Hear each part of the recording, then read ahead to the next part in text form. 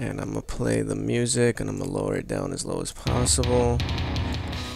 Alright, so Alright, whenever you're ready.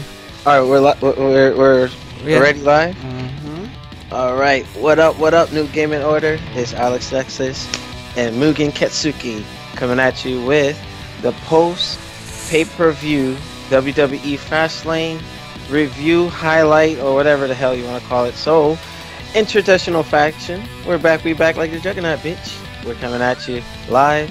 And for those of you who are watching live, shout outs to you. Right now, the way that I have my screen, I can't really see the chat. So, I'm relying on Nelson to look at I will monitor if any. Yeah, because I have my notes and everything on the page. So, WWE Fastlane.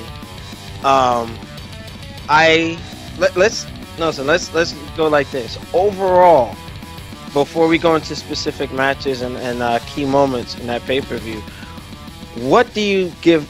Like, you see, I would give the pay-per-view like a B plus. A B plus. It wasn't terrible. It's better than I thought it would be. Mm-hmm. You know. I mean, I'm not gonna go into the Roman Reigns Daniel Bryan thing just yet, but that even turned out better than I thought it would. I thought, honestly, I thought it was gonna be a crap storm, given what has happened recently with WWE decision making. But what are your thoughts? Like, what do you give it, like, overall as a grade? I mean, overall, like, before we go like specifically into the matches, I would probably say a B plus as well. It was way better than the Royal Rumble. Yes. And I liked some of the outcomes for some of the matches and some shocking ones. Some shocking ones, some good promos, and a little controversy. So, it had a good element of a pay-per-view this time around. I have to say it was solid. It was definitely solid. Even down to the Divas match, but we'll get into that once we get there. So, the first match we're gonna talk about is Ryback, Dolph Ziggler, Eric Rowan versus The Authority. Now, I think it was an interesting match to check out. One of the cool things that I remember in that match, Nelson, I'm pretty sure you're listening to it, where they were combining the chants, "We want Ziggler, feed me more. We want Ziggler, feed me more." The crowd was getting into it, and that's the thing. Like, when they have good chemistry with the WWE universe, which is just the audience, I think that made for the television viewers and the WWE Network subscribers enjoy it a little more. So, what were your thoughts on that match? I mean, I found it to be a very like what you call it, a fan cheering match in a sense where your fans would pick either the Authority or they'll pick like the good guys, which is either Dolph Ziggler, what's this guy's name, Eric Rowan, or Ryback. And it was a pretty mediocre six-man tag match. Of course, you had your little J&J security try to interfere here and there and get their little 2 cents, and so it was okay. It wasn't like the best match, but what happened after was definitely we'll get to that. But you know what? One cool thing, Ryback catching Rollins, going into a vertical suplex, then transitioning into the shell shock. That was pretty impressive. I like that. Yeah, he definitely surprised a lot of people with like randomly catching him in the air, because everyone thought he was just gonna catch him in a suplex and just lay it out, but he put it into the shell shock and actually landed it, so it was pretty cool. So, like, overall, that match, it gets a C plus. But like Nelson, what he was alluding to was what happened after the match. All right, so after curb stomps and Rowan and Ryback getting beat down and Ziggler, but you know what? The way that match ended, why did Big Show on the outside run up on the apron and Little Mac punch Dolph Ziggler like that on the corner? I'm like, oh my god, But this marked the return of the Viper, Randy Orton, and how many RKO's got Jesus Christ, like more than 4.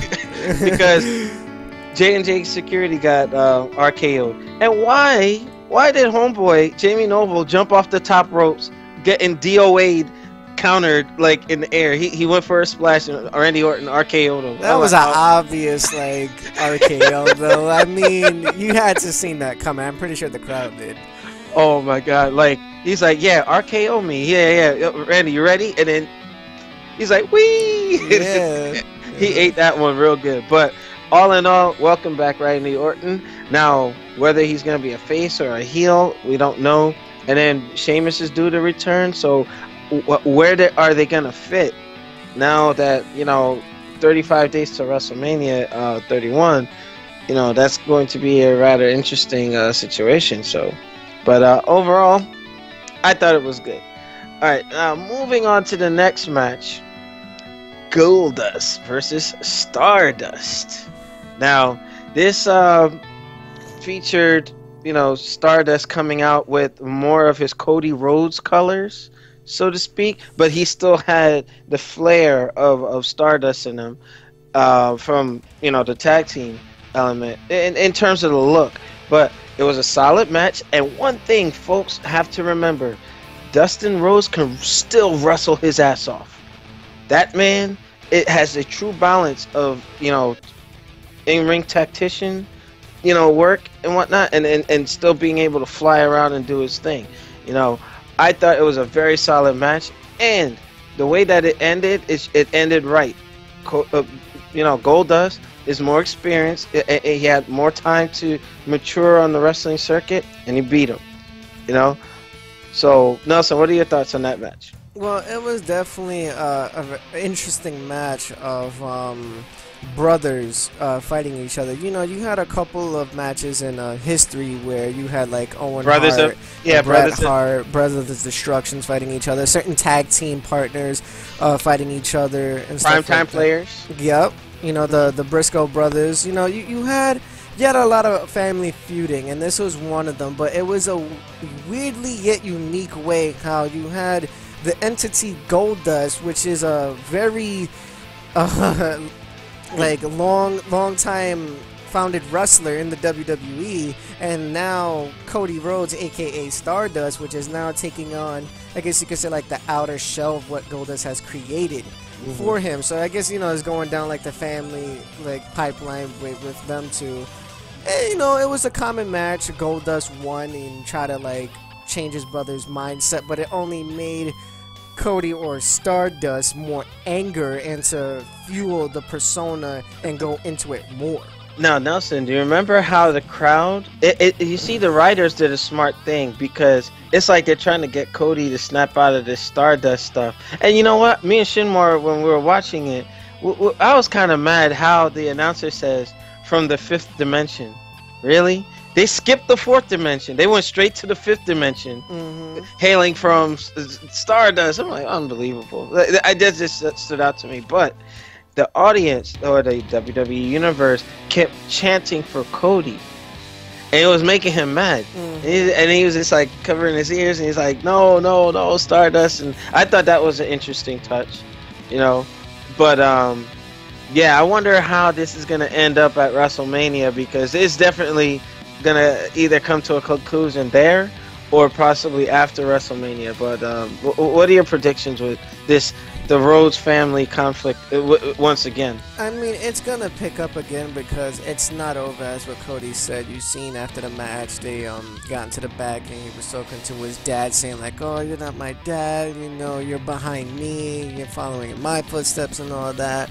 And so, he's trying to take the role on seriously, and, just like how, in Batman, when the Joker goes completely batshit crazy insane, that's what Cody is taking. He's taking on, that, ill mental mindset, he's gonna be...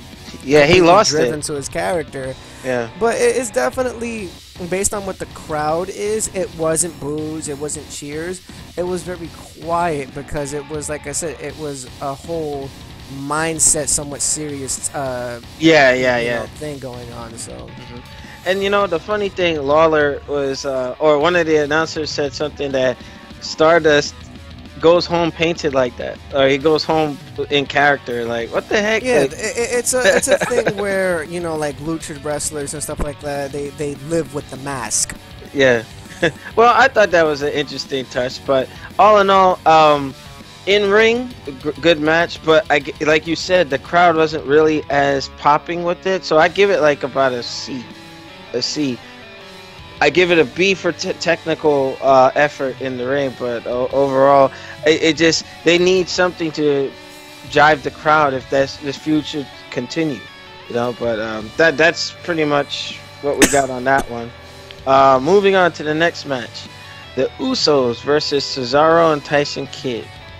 Now this was one of the matches that had a surprise ending, because I did not think that the Usos were gonna get defeated.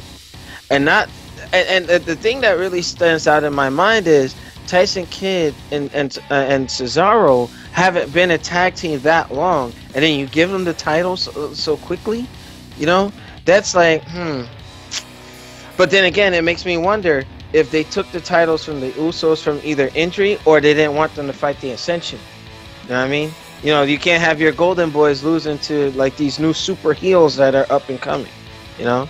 But what are your thoughts on that match? Anything that stood out in your mind, Nelson? Well, I liked it, the fact that they somewhat let go of a particular restriction, that they allowed both Tyson Kidd and Cesaro actually perform how they want to perform. Because within their roots in NXT, Tyson Kidd is actually doing well as a performer in that brand, and same thing with Cesaro. So how they incorporated it tonight within the pay-per-view, it kind of surprised me, because they gave the Usos a run for their money. Yes, they did. I felt like in some points in the match that the Usos like underestimated both Tyson Kidd and Cesaro, and that's the reason why they got slipped and they lost the titles. And you know what? That was, you know, one of the better matches of the night. I think that would be like a B+, like A- level thing, you know. And I mean, there were some things like Cesaro and Tyson Kidd physically, like their abilities are great. It's just that their characters don't have that pop or the charisma as a John Cena or Seth Rollins, or, you know, I'm not even gonna say Brock Lesnar, but, you know, they don't have that appeal yet. So you put the titles on these guys, maybe they need to like develop their characters a little more. And I think it might have been a bit too soon to put the titles on a team that hasn't been together that long, you know. But we shall see. You know, we got, like I said, I look forward to the Ascension getting to, you know, the point where they're gonna get a title shot. So I mean, they're just technically, to me, like the fake Legion of Doom. You can tell by the face paint, the outfits that they have. Yeah, they're the modern day Legion of Doom, Demolition. You know, like that's, you know, this generation's equivalent of what we had back then. Right. The only thing that I have to say that they have to do is just work on their skits and promos. They got wrestling, but they have to work on their self-character and their persona before they yap off, because they stutter a lot. They sometimes jabber and gabber on about dumb shit that they don't even need to press on with. So that's all they need to do. Well, you know, I think that's also a product of what happens with NXT, where WWE is trying to develop their talent in-house and push them out the door. You know what I mean? I think they need more time, you know, but I think they're going to be okay. I think they're going to be okay. Just given the time, and that's probably why they didn't get shot up to the top of the ranks so quickly yet to get a title shot. So that's something to be seen in the future. So right. Watch, you're gonna see the Ascension up there. I guarantee it. I guarantee it. All right, so new game in order. Moving on to the next portion, which was Sting confronting Triple H. Oh yeah, Nelson, that was well done. Well done. And one thing I will give Triple H, there was a time where I felt that, you know, because he was in, you know, with Stephanie and everything, he had the title for too long and all this other stuff. But no matter what I thought, the fact of the matter is Triple H knows how to develop a feud and a story. Because when he was out in that ring and he was going through the history and like, I am the game and da da da, like, it pulled me in. I mean, I was like, okay, Triple H knows how to make you interested in his storyline, you know. And then when Sting comes out, you know, it just made you anticipate. Triple H on the mic side of things was definitely holding his weight, you know. But what are your thoughts and feedback on the whole thing with Triple H and Sting? Well, I thought that it was sold very well. It made it like very believable. They used like actual historical facts, and like Sting was WCW. You know, he was a good known wrestler during that time, and he jabbed at him saying like, "Well, it's one of the wrestlers that helped take down WCW and your your whole legacy and stuff like that." He basically kept jabbing him, and then he was like, "Oh, if you want to settle for a truce, I'll sell you, promos, this and that, DVDs, maybe put you in the Hall of Fame." One thing for sure, I can guarantee that he will be in the Hall. Yeah, they're gonna. That was just a future thing that they just incited, but the way how they didn't allow Sting to talk with his words, but with his actions, actually made it better. Yeah, and you know what? Triple H is good with that, because remember when Triple H first confronted Undertaker to fight at WrestleMania? No words. That first time after he beat Shawn Michaels and ended his career, and Triple H, I'm coming back. I'm coming to challenge you because you retired my friend. And all he did was look up at the sign, look at Taker. Taker looked up. I mean, sometimes no words says volumes. And Sting taking the bat and pointing it up at WrestleMania, I was shocked, because Vince McMahon went on Stone Cold's podcast and said you might not see Sting at WrestleMania, and now look at this. But what are your thoughts? I mean, it must have been something in directive of Triple H. He probably wanted to actually make it happen, and it was his decision alone on that. But Vince didn't have no control, from what it seemed like, within that part. But the way how they started fighting, and they brought out like the sledgehammer. Sting brought out the classic black bat. Where was he hiding the bat? Where was it? I honestly, I don't know. I think like he had it in his jacket or something. It just mystically came out. And then, he pointed at the WrestleMania sign, and then Triple H had to, like, take a quick stab, and, he kept doing it. But Triple H cheap-shotted him. He cheap-shotted him hard, too. I mean, man. He did cheap-shotted him, but the thing that kind of, like, threw me off is, like, why did you let Sting talk at the end and saying, I will see you at WrestleMania to fight you then?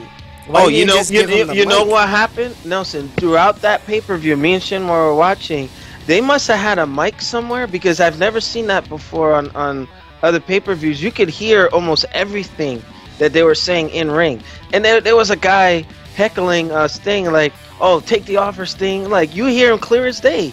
Well, like, it's the cameras that they use that they heighten up the volume sync. You're able to hear like almost everything depending how sensitive the mic is. Okay, yeah. However they did that, it's like, I don't think it was intentional for you to hear Sting saying that I'll see you at WrestleMania.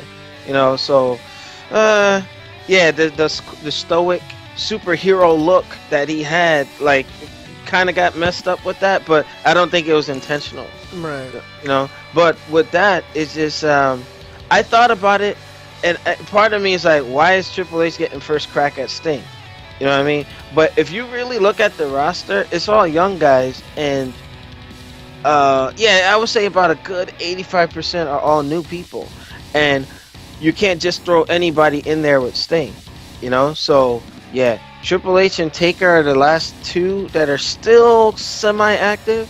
So naturally, you're gonna have Sting face people at that level. Like, like, I wouldn't say that they're all equals. They all have accomplishments in their own careers, but they're at that celestial tier where you can't just stick them in there with Ryback, or you can't just throw them there with like Daniel Bryan. Just, you know what I mean? Like, he deserves like, I guess, how can I say, the alumni status.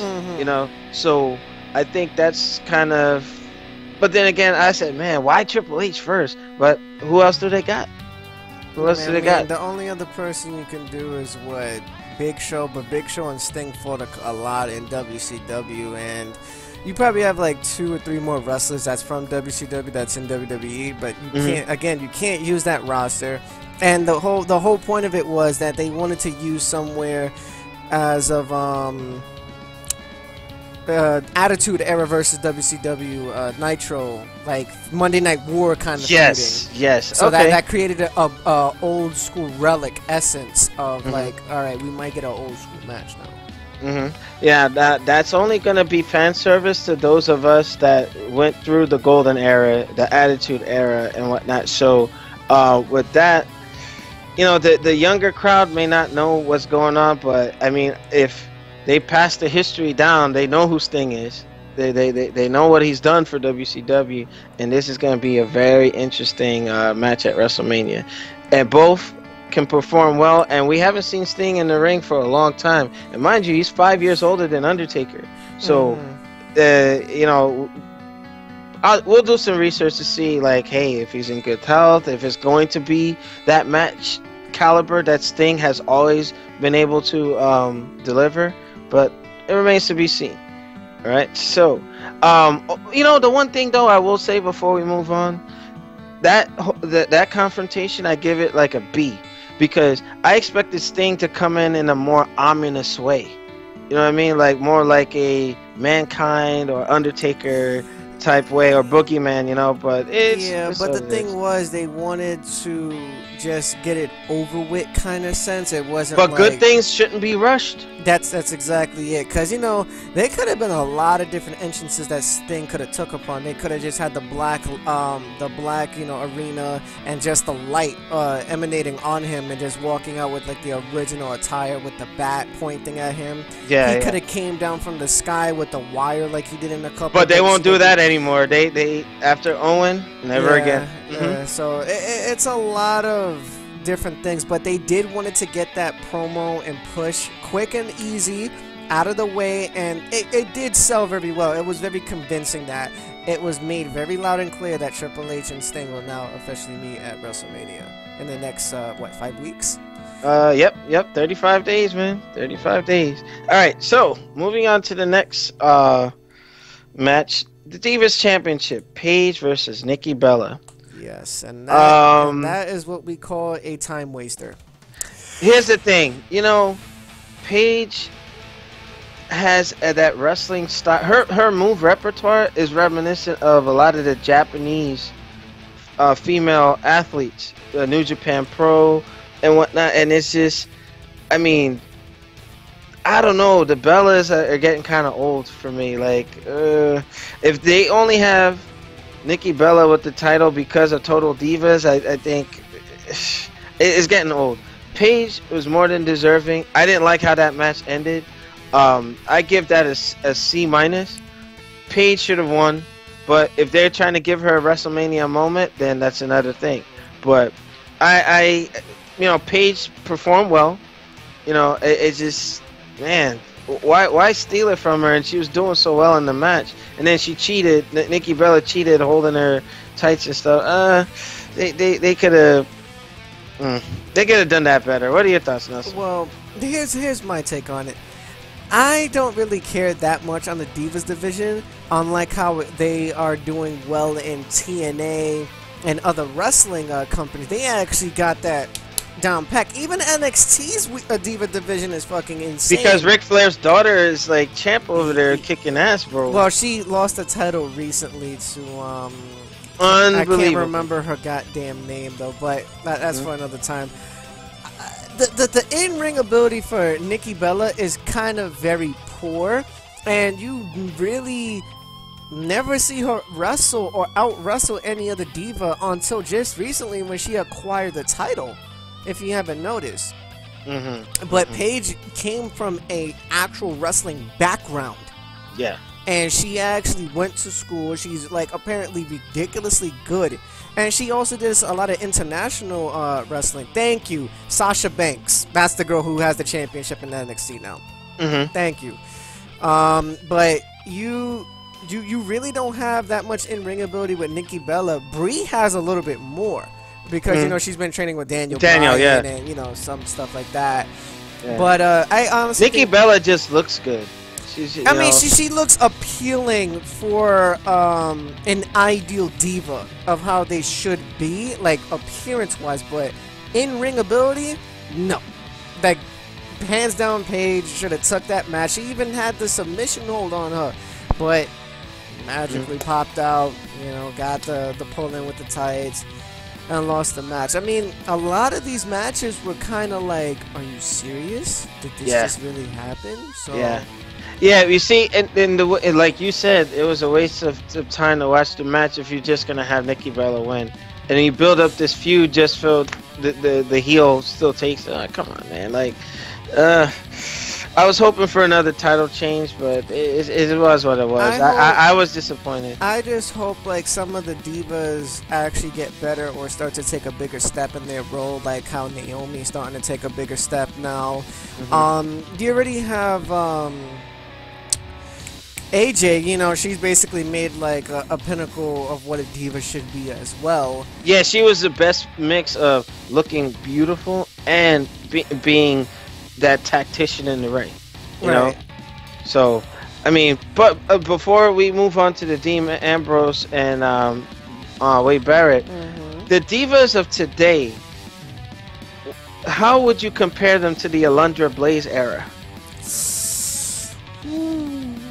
I honestly don't think the divas today compare, and as of in-ring ability, like you had Lita, Trish Stratus, you had no. Well, that was the Attitude Era divas. Yeah, it's like how far back are you trying to go then? No, I'm like when I really started paying attention to the female athletes, like, you know, like the what is it? Was Sable there back then?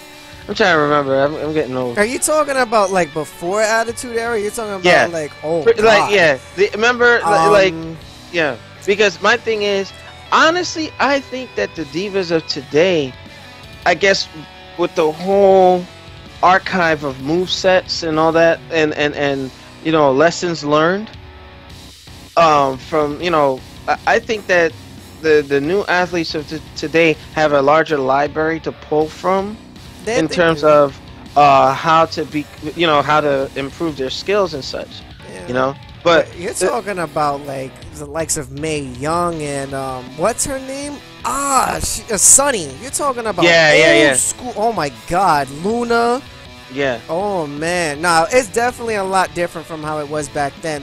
I think the divas of today can be more technical, like the good ones like Paige, AJ, you know, Ric Flair's daughter, you know, Sasha Banks. They have the advantage to learn, like you said, because they have a larger selection of movesets to learn from, and a lot more trainers of today. And historical data they can look at, you know. Right, and the divas back then, they was kind of picking off what they was physically able to do, not where it's like this is standard, like how it is now in the WWE. You have to standard learn a basic moveset in order for you to like make your own and rearrange how you want things to be done. Back then it was just like, oh crap, I can't lift them, so I will just yank the hair. I'll do a basic suplex, you know, a little baby flop, and that's it. That would be it. Yeah. You know, but okay. All right. So moving on, Dean Ambrose versus Bad News Barrett, and you know what? I'm afraid I have some bad news. Dean Ambrose was disqualified. Now, here's my issue with that. He went through the whole, you know, shebang, zip tying this man's hands, forcing him to sign the contract just to get disqualified by the referee over the 5 count where he was on the ropes and he just kept beating him up. What was that all about? I mean, like, when they do things like this, Nelson, makes me look at like, okay, you know what? WrestleMania, there better be a title change. And then Wade Barrett just came back from injury, and then boom, IC belt. But yet Ziggler has been working his ass off and single-handedly with the assistance of Sting. I know it sounds like an oxymoron, but that was the lone survivor in Team Cena, and that man still hasn't been rewarded. You know what I mean? Like, he should have the IC belt, but it's what it is. You know, he lost it. I don't know what direction they're going in, but I mean, the match was entertaining. to say the least. I give it a C. It was good, but it could have been better. You know, I don't know what else to say on that. What are your thoughts, Nelson? I mean, it just sounds like a typical Dean Ambrose kind of a match, because if you reflect on the last couple of matches that he had previously before he fought Seth Rollins, when he had the whole feud with Bray Wyatt, they would go back and forth, and Dean Ambrose would sometimes intentionally get himself disqualified. I mean, remember the last time when he tried to yank out the TV monitor and the sparks blew up in his fucking face and he cost himself the match. Or the fact that he kept going in and he kept beating up Bray Wyatt with the chairs and with the tables. He intentionally fits his character roles perfectly, because he's insane, he's unpredictable, and he doesn't even know himself what he's gonna do next. And he's just a more extreme version of his Shield persona. In the Shield, they were focused on the three of them, but now that they're individuals, you're just seeing how crazy this guy is, you know. But I think that Dean Ambrose, this is going to be a long feud.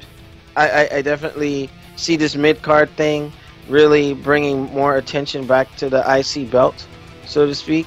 So yeah, I think I give it a C+. You know, I just wish that he didn't get disqualified, like a clean winner. But we'll see how that works out. So and I'm getting a text message probably from one of our audience members. But moving on.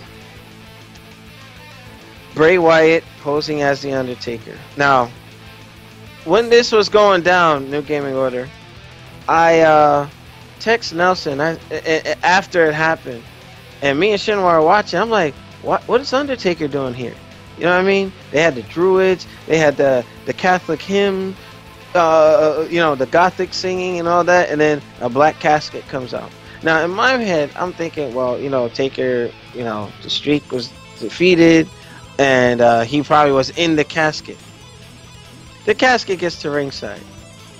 They open it. And the a-hole, Bray Wyatt, got everybody souped up. I was mad. I am an Undertaker fan. Die-hard fan. And I was even saying, like, what's Undertaker have to prove? He did everything there is to do. You know? And with it, I still think it was a mistake to break the streak. You know what I mean? That was what made him unique, you know. And but I get what Vince was trying to do.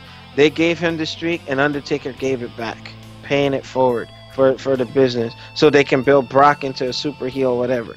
But what is Undertaker? What's left for him to do? He doesn't need this match with Bray Wyatt. But I guess that I hope that he doesn't have to put Bray Wyatt over, because if you see Taker losing and he only wrestles at WrestleMania, losing at the biggest stage, like, hey, he just retired. There's no point in doing this, you know. But Bray Wyatt, his character is awesome. He is going to have a lot of people talking in the future. He's the new Mankind. He's the new Prince of Darkness of the WWE. Well played, Bray Wyatt, and you're an a-hole for getting my hopes up. Nelson, what are your thoughts? I mean, he's been building up this feud with Undertaker for a while now. I mean, yeah, you know, if they were listening to what he was saying, you knew he was talking to Undertaker. You see all the little promos that he had. You saw like the smoke ambiance and stuff like that. How he was holding, I forgot what he was holding. I think it was like a pipe or something like that, like a smoking pipe. And he was giving hints that he was clearly talking to Undertaker. Even when he was banging the wooden coffin, it was like, if you didn't know, like, okay. Yeah, exactly. And then when they came out with the whole thing, like, oh my God, Undertaker is coming, is like, is he gonna finally accept Bray Wyatt's like offer and stuff like that? Because people kind of knew. A lot of people was like, oh man, this is gonna be crazy. And as you said, Bray Wyatt comes out the casket and starts laughing and talking. And it had a lot of people confused. I kind of knew that it was Bray Wyatt from the start, because Undertaker's not going to immediately just come back. Like, this right now, after this promo, you might see Undertaker probably he'll probably be on Raw. Yeah. Or he'll probably be, like, the second to last week before the actual WrestleMania, and then But you know why I think that Taker's not gonna do as much promo work? Because Bray Wyatt can do it by himself. Yeah. That man can cut some promos, bro. And for those of you who don't know, IRS makes their tag team with Ted DiBiase do your taxes. That's his son, and Bo Dallas is his younger brother. You know what I mean? And you would have never thought that's IRS's son. You know what I mean? Like, wow. The guy is like out there. His characters is so different, you know. But he's like that new Mankind, that new like dark, ominous character, you know. But you know what? I predict if Bray Wyatt and Taker do mix it up, it's gonna turn into a Bret Hart Stone Cold thing. Like, I would like to see Taker beat the crap out of him so bad that this guy accepts it and takes it, and he's laughing at it and whatnot. And then Taker gives him a sign of respect, walks off. Hey, pass the torch. You know what I mean? What do you think? I mean, it could possibly happen because, as you said before, Bray Wyatt, he's a very phenomenal character and role in the WWE. He's one of the few wrestlers, I would have to say, off record, that can make his own promo without no writers, no script. And the stuff that he says, as he said in the interview, he thinks of this all the every time. single time. And the only thing that he says, just give me a wrestler and I will run with it. I will make my vision and I will throw it to everyone's face. Yeah, he's just that good. Yeah, he's going to be that super heel, like in the event that Brock Lesnar leaves. You know, you need to push to him a lot more. You know, but I think this is just a training ground and the rites of passage for Bray Wyatt to even be in the ring with Undertaker at WrestleMania. That's a good thing for him. He has everything to gain, you know. So I think that very smart move. But Taker's my hero, man. Like, I don't want to see the guy like losing back to back like that. And it was bad enough how he lost to Brock last year with Vince, Brock, and Taker, the only ones knowing the outcome. You know, I think that as long as the writers handle it properly and Vince doesn't have his hands up in everything, then I think good things will come out for both athletes. All right, so moving on. John Cena versus Rusev.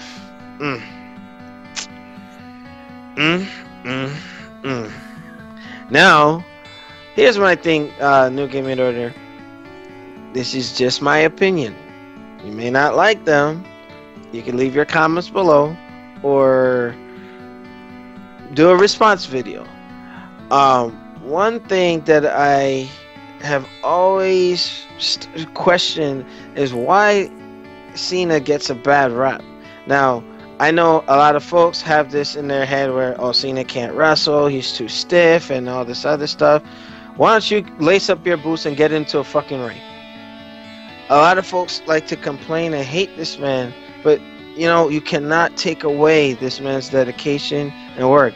I'm not much of a Cena fan myself, and you know, him being put as the modern day Hulk Hogan, like he was the flagship of the company, and you know, he's probably in the twilight of his career, but man, the way they boo this man is just something. And you know, for an athlete like Rusev, a young athlete like Rusev, he's on the up and up, and that's good. And you know, Cena, you know, jobbing to Rusev tonight proved that, hey, the man don't deserve the boos like that. You know what I mean? He can, and even with Rusev cheating and kicking him in the groin and putting him in the accolade, he never quit. You know, I know that's going to be something that's going to turn into another feud, maybe at WrestleMania or so. But you got Rusev. You want to build him up to be this monster heel, but then he got to cheat. That's the same. That's the CM Punk route. You know what I mean? I hated how CM Punk was champ and he was cheating to win. I know it's the writers, and you know, it makes you want to hate that character. I get it. But if you're building Rusev to be this guy, he should have won off his own accolades. No pun intended. But the match was decent. I give it about a C+, B-. A lot of power struggling going on. People breaking out of, you know, the accolade and the STF, and you know, kicking out of, you know, attitude adjusters. I think that was it was as good as it could be. But just the way, like, if you're gonna build Rusev, he should have beat Cena clean. He should have beat Cena clean, because now it doesn't seem legitimate to me. But you know, I don't want to go on a rant too much. Nelson, your thoughts? I mean, he tried to do everything that he could in his power to win the match like a heel would do. Whether if he had help from Lana, from the kick from the groin into the super kick. Rusev did what he was meant to do as a heel champion, and that is keep the title by any means necessary. Now, what this basically makes Cena look like now is either two things. One is basically showing that his time is actually up, you know, not to be like, you know. He lost. This is the second major loss. Like, hey, the triple threat, and now this. Like, damn, he's on a slide now. Yeah, he might be intentionally doing this to give his character like, okay, guys, I think it might actually be time to pass the torch to either Roman Reigns or whoever they decide to give it to for the leading role of that. But you gotta give Cena credit though, despite the fact that he might not have good in-ring ability like a Daniel Bryan or a Kurt Angle or Chris Benoit and stuff like that. This guy does actual promotional business outside of the company 24 hours, 7 days a week. His name is everywhere. Yeah, within WWE, whether if it's charities, marketing, promotions, retail, action figures. They name food after the guy. Like, he's everywhere. So he's bringing in money to the WWE regardless, just because of his name alone. But unfortunately, he did lose the match to Rusev. It made him look weak. It made him look old. And now Rusev is gonna, of course, go on with this and be like, yeah, see, haha, I told you, you're just an old man. You're washed up. And then Cena's gonna come out, do this little whatever, okay, blah blah blah. It's gonna be a little feud. I can promise. Now here's the thing, like, you're building this undefeated streak, right? And okay, eventually it's gonna come to an end. If you're building it up, it can do one of two things. It can be good, where they get the right person to knock Rusev off his high horse, or they build this undefeated thing for so long, and let's say you get like somebody in there who just doesn't really know what they're doing. Like, hey, Rusev, you're just gonna drop to this guy, and you're gonna just domino, blow down his house of cards, and it's like, damn, what was all that undefeated stuff all about? They just have to handle this a little bit better, but we'll see. I mean, I'm not a Rusev hater. I want to see good things out of the character, but it's just, man, it just stinks to see that he cheated to do that.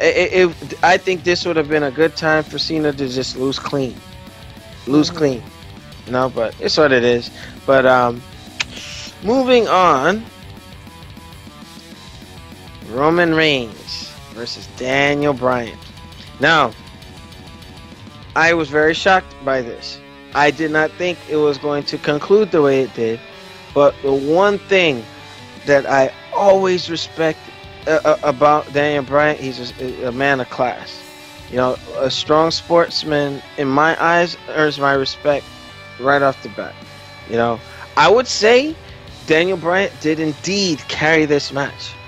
And I'm thinking Roman Reigns' hernia injury, I think he took a bad kick and he, you know, was either selling it well or he kept holding that area, you know, and he looked like he was kind of, you know, jacked up. But the quality of the match, I think that Daniel Bryan was like that testing ground, like, hey, if I'm not going to be the guy, I'm going to make sure that you're ready. So I saw things out of Roman Reigns that I didn't expect to see. And I think that, you know, between now and WrestleMania, we're going to see Roman Reigns needs to truly develop if he's going to be ready for Brock. All right? So, obviously, for those of you who don't know, Roman Reigns clean beat Daniel Bryan. Now, Daniel Bryan threw everything at him. Running knees. He had him in the yes lock. Daniel Bryan took a spear too, Samoan drop and everything, and then, you know, Daniel Bryan was still kicking out. And Daniel Bryan in this match reminded me a lot of Shawn Michaels. You know, even he was a lot like his teacher. So I think it was well executed, well played, and Daniel Bryan being a man of the business to say, hey, you know what, I'm gonna job to you. you go on to WrestleMania. What he told him at the end of the match is like, you better kick his ass. You better beat him at WrestleMania. Shook Roman Reigns' hands and walked off. You know, I think I give that match an A because Daniel Bryan is that type of athlete that can bring out the best. I would have loved to have seen a Daniel Bryan versus CM Punk at a WrestleMania for a title. You know what I mean? Oh, the WWE World Heavyweight title. You know, but unfortunately, CM Punk took his ball and ran. You know, and you know he's getting sued, right, Nelson, for defamation. But we can talk about that at the end. But I was not displeased with the match.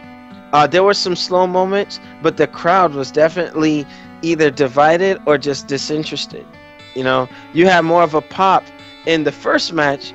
Eric Rowan, Ryback, and Ziggler versus the Authority. They were like, you know, going bananas. But then this match, because they're so jaded by the Royal Rumble, like it was just. But your thoughts, Nelson? Well, I honestly thought the match was really well. I mean, as you said, Daniel Bryan brought out the best in Roman Reigns to have a testing ground to see how well he can perform and do what he knows how to do. And you see a couple moments where he will put him in a submission hold and he will power out and he will try to, like, as much as he can, because he's not a submission person, so you see him, like, recklessly punching Daniel Bryan and stuff and try to get the turnover. But that injury, I think it was real because he was bleeding from his mouth and from his nose. He was bleeding internally. He's been bleeding a lot as of late. Like, you know, like when the tag team turmoil, his mouth was busted. It's like, hey man, is he all right? He has a weak. To me, what I call that, he has a weak jaw, and he easily gets hurt. Not saying like he gets knocked out easily, but his internal, he's very weak. And he needs to build up on that. He has a while to do that. Everyone does in the wrestling company. But he did well from what I saw tonight. The match went a lengthy thing. Daniel Bryan, as a submission expert as he is, he pulled off a lot of different submission moves. Even the Dragon Sleeper, which I didn't even think that he would even attempt to do. Yeah. And, you know. But Roman Reigns was doing some cool stuff. He had the triple exploder suplexes and then the release at the end, you know, kind of like Eddie Guerrero style, so to speak. But he took a lot of damage in that fight. I mean, running into the steel the steel steps. He took like the fall from outside. He got rammed into the barricade like so much. I mean, he took a lot of punishment to end the match how it did end. You know what I'm saying? And that was an interesting counter where Daniel Bryan, he shouldn't have gone for the running knee a second time because Roman Reigns countered it and speared him, and you can even see his hair just whip. Daniel Bryan's hair whip with just that force. And considering that they have to train to take the bumps, just like those WWE promos, you know, it may be this and that script or whatever, but the bumps are real. Be careful. If y'all doing Mick Foley videos, stop it. You're gonna hurt yourself. Don't get Juggernaut on yourself. All right. So I give that it was a good match. I give it an A-. You know, but overall, I think that by the WWE responding to the backlash from the Royal Rumble, at least putting Daniel Bryan in a place where, hey, you know what? Boom. Look, all right, fine. We'll give you what you want. We'll give him an opportunity to regain his stuff. Now, as far as the rematch clause, he still can exercise that, but you know, maybe after WrestleMania. You know, because they got to give new talent a chance to breathe and grow, because Daniel Bryan had a phenomenal WrestleMania moment. Beat Triple H and won the title on the same night. So, I mean, I think that Daniel Bryan is a man of class by not being selfish to try to do that 2 years in a row where you got others trying to come up too. So, you know, respect to Daniel Bryan. You know, it's unfortunate he got hurt last year and he was a victim of circumstance. And, you know, for him to be, you know, of high dignity, high class like that, to say, hey, you know what, I'm going to let the new guy go. You know, he earns my respect on so many different levels. You know, but anything to respond on that, Nelson? I mean, as you said before, he's a very good wrestler. He basically put on the show, and he basically made it so that Roman Reigns could get his shine back and fix the mistake that happened at the Royal Rumble. But I'm just kind of curious though, why did they allow it to end in a way where Daniel Bryan could have won more than several times in that fight? I mean, he hit him with the yes lock, he hit him with the dragon sleeper, he hit him with the running knee several times, and you know, Daniel Bryan is a really outstanding wrestler. And a lot of the he's crowd, like the new Bret Hart or new Chris Benoit, you know, like he's like that guy. right? You know? But a lot of the crowd, even though the fact that the way how it ended, that he gave his respect to Roman Reigns, and he was like, all right, I want you to go beat on Brock Lesnar now. I think you're ready for him since you can fight me and such. I still think the crowd is not going to agree of how that outcome had ended, and still wants Daniel Bryan to still be the champion in however way possible, and they're still going to give Roman Reigns the shit because they still don't like how he wrestles. But sometimes it matters on the area of where they're at, where they're yeah, because Philly, the Royal Rumble, this location, you know, that's ECW territory. Those guys are not stupid. You know, they're smart audience, and yeah, they're just very rough. You know, Paul Heyman knows better than anybody. You know, the ballrooms and all that. I mean, yeah, ECW country, they're very tough critics, so to speak. You know, so tonight you did have the audience kind of divided because you hear Daniel Bryan, Roman Reigns, like, you know, they want to like the guy. It's just how it was executed at Royal Rumble. It should have been Bryan and Roman Reigns as the last two. That would have been that. You know what I mean? Or at least look with the Rusev thing, and going back to my other point, he's hiding under the ring. If you're so big and bad, why are you cheating? Why are you doing all this griping? I don't know. It's just my opinion, you know. But New Gaming Order, we are at the end of the matches, and you know, like returning to the whole CM Punk thing, he's being sued for defamation of character by the doctor that he was talking about in WWE. My thing is, if you're going out, don't burn bridges. You know, CM Punk should have been a lot more cautious. Now it's gonna cost you. You know what I mean? Because, I mean, if you really think about it, yeah, whether it's true or not, this man is making a livelihood out of being a physician, a doctor, and you're throwing him under the bus in front of all these folks, you know, and you're messing up his livelihood. Now, I don't know. I wasn't there. You know what I mean? To be fair, because I know a lot of folks who are going to check this out, and they're like, oh, well, you didn't see what he said. Hey, it's his word versus CM Punk's word. You know what I mean? Unless there's like proof or whatever, CM Punk is going to UFC. He's going to have his livelihood. He's going to be able to fight and make money. And then you're going to take that away from somebody else by your words. You got to be mindful of that, bro. You got to be mindful of that. And this is why I'm not so much of a fan of Phil Brooks like that. You know, it's just, he speaks his mind. That's cool. But don't fuck somebody over. And then when you hear other sides of the whole Triple H thing and Vince and all that, it's Nelson, the big thing that happened there, lack of communication. I'm a big advocate of, you communicate, you solve problems. If you don't speak up, nobody knows what to do to fix it. You know, and you know, I believe Triple H when he goes to CM Punk, what's the problem? Nothing. Weren't you complaining to these other wrestlers and stuff? I'm just saying. Mm-hmm. But what are your thoughts on that before we log off? I mean, he has to learn how to like control his temper and the things that he says off air or wherever the hell he's at. Because one, you're a known figure in the world now, whether if it's Walking Dead, WWE, UFC, whatever you dab in, CM Punk, even in Marvel, whatever you dab in, watch your tone and watch what you say, because all for the recent 2014 scandal that, you know, a lot of people's iClouds got hacked, or all the photo leaks and all the stuff like that.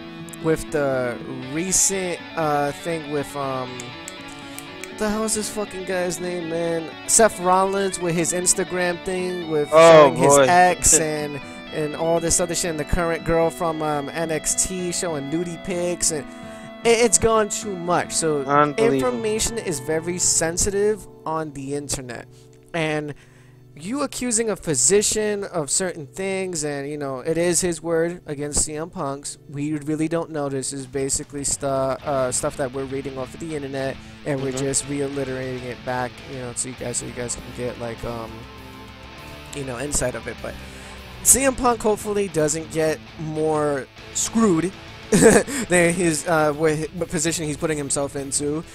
I also heard as of recently that he's taking pointers from Brock Lesnar to help him in his training camp. I don't know if this is confirmed. This is stuff that I just been reading, that he's asking insight for Brock Lesnar and a couple of the UFC fighters to help him out. Yeah, that I didn't know Brock was helping him, but you know, my thing is, you know, asking Brock, I would say ask Alistair Overeem and Cain Velasquez, because I'll just take shots. I'll be the a-hole. But those who follow UFC know why I mentioned those two. And then you're asking Brock Lesnar for advice. I'm just saying. But all right, go ahead, Nelson. No, but I was about to say, it's just like overall, you gotta just be careful what you say, regardless of like if you're known actor, known superstar, whatever you are.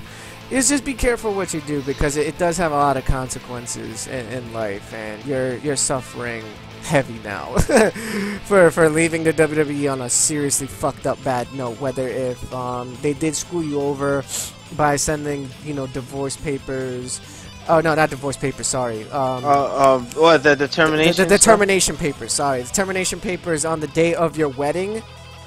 Like that's kind of fucked up. But you know what? I honestly think with how things are mailed and posted, that might have been coincidental. I don't think they would do that. Like, but then again, we don't know these people. Yeah, we only know what they were saying.